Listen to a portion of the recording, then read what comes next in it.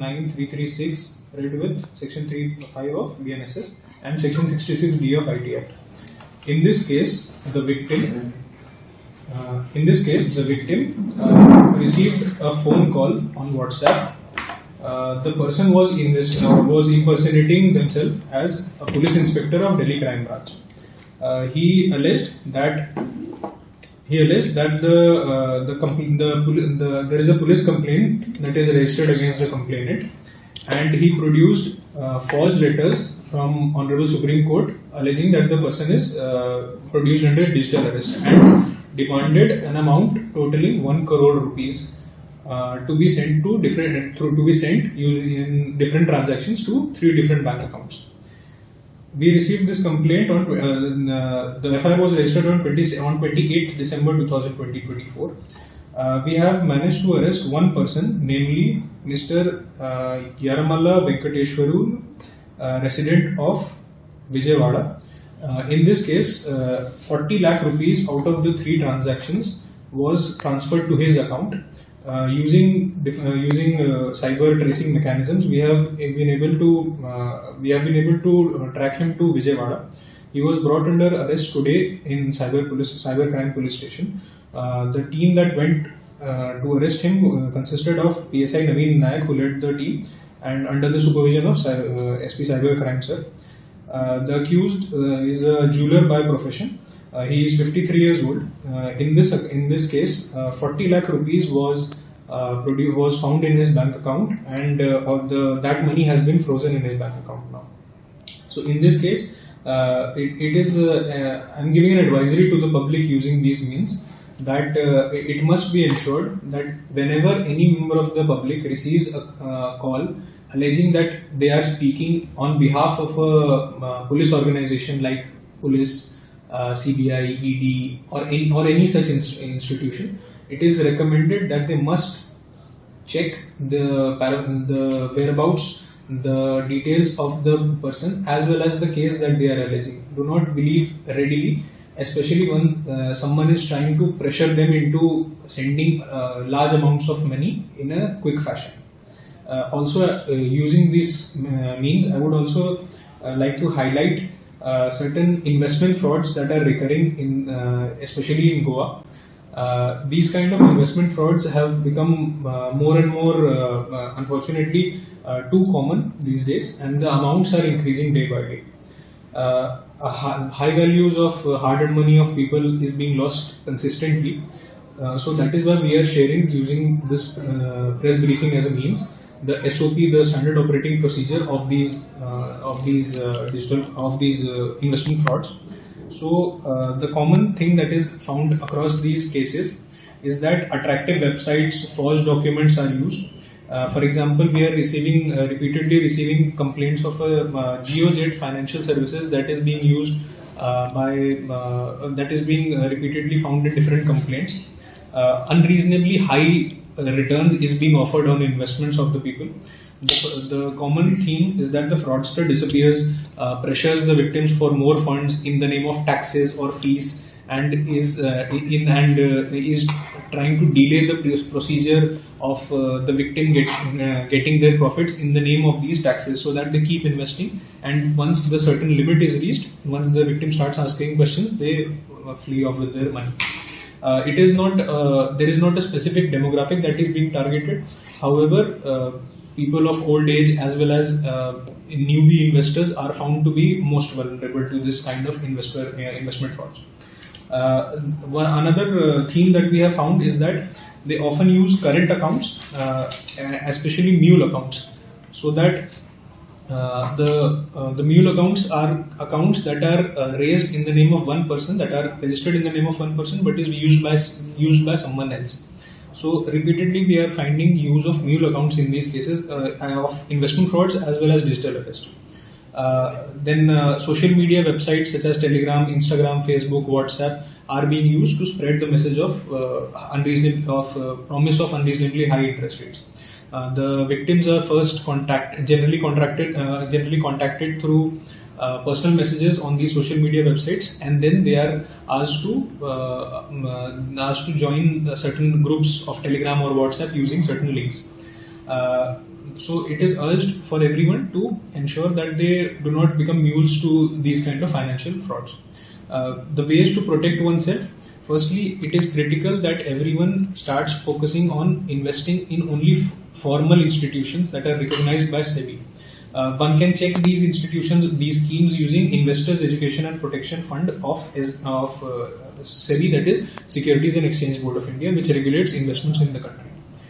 It is also important that members of the public consult their financial advisors in their family or people they know, so that they do not engage in be living in unreasonably high returns of interest. Then reporting suspicious activity is also critical. If you have received any message through an unsolicited email or WhatsApp or a text message or from someone you do not know, then it is critical that you report it to the 1930 portal or to cybercrime.gov.in or to CyberPS. In these kind of investments, it is commonly found that there is a desperate urge for the investors to invest quickly, so that they do not have the time to consult someone. So, in no proper financial formal institution, there is an urge. If you are being forced to invest or being forced to make a decision quickly, it is most likely a fraud. As I said, do not trust unsolicited social media messages, phone calls, emails. And with respect to mule accounts, especially current accounts that are used by businesses, it is critical that you do not share your bank account access, even if you have to give certain even if you are owed some money by someone, do not give them the account access. That is critical. Request the detailed documentation and maintain that documentation, because in cases it is critical that we get good documentation, electronic documentation as evidence as well. So these are the issues that I am highlighting. The ways and means by which the citizens can protect themselves. The best course of action, the best course of prevention of a cybercrime is, of course, besides ensuring justice to the victims, is of course awareness and more awareness. Thank you. So we have noticed that RTO chalaning, that new scam has been started in Goa. RTO, your vehicle number, so and so number got chalan, that is also. Yes, the RTO challan case. It is possible that those documents are also posed. So it is very important. I am repeatedly urging everyone through these means that if you have received any government document, it is quite possible that it may be forged. So you must ensure that you contact the concerned government document. In this case, the RTO department. So that motor vehicles department, so that you can check. If you have got it normal challan, then you have to pay for it. But it must not be some sort of scheme through which some fraudster is trying to exploit. So if you have received any government document, I would recommend everyone to ensure that you check with the concerned department that this document legitimate or not. How risky is that personal documents like Aadhaar card has been asked by whenever you go in the office to upload? Is it that not a threat?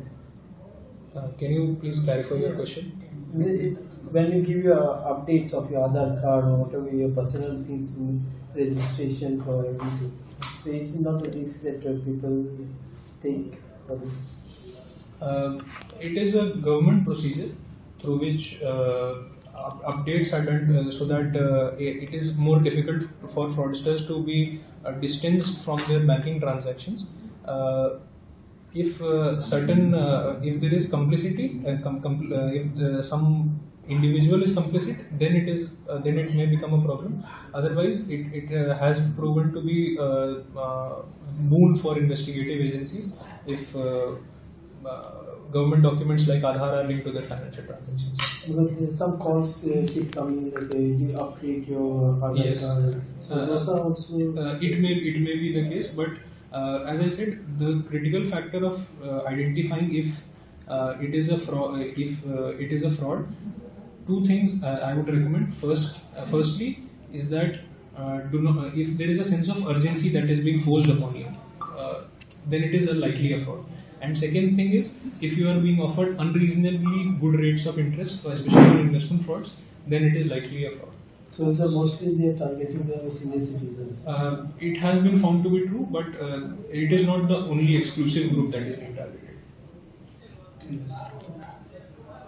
Can you tell about today's case that Digital arrest. Yeah, digital arrest. What exactly? What? So, what happened was that the victim received a WhatsApp call stating the person impersonated himself as an inspector of Delhi Police Crime Branch, and he produced false documents of Honorable Supreme Court, claiming that this person is that the victim is placed under digital arrest and compelling her to send rupees 1 crore in different transactions in order for her to get so-called bail.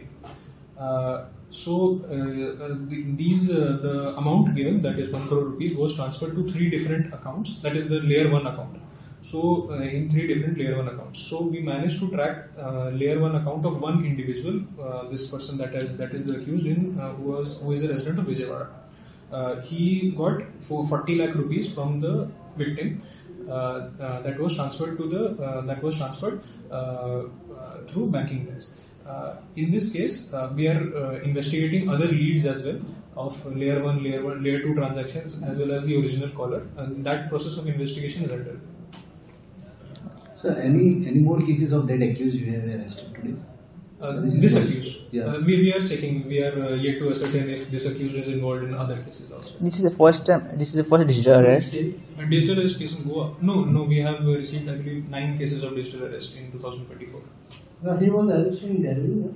No, he was arrested. Vijayawada. He was brought. He was given a 35 notice in Vijayawada, and then he was brought to Cybercrime Police Station following his non compliance with the notice. Then he was arrested today in Cybercrime Police Station.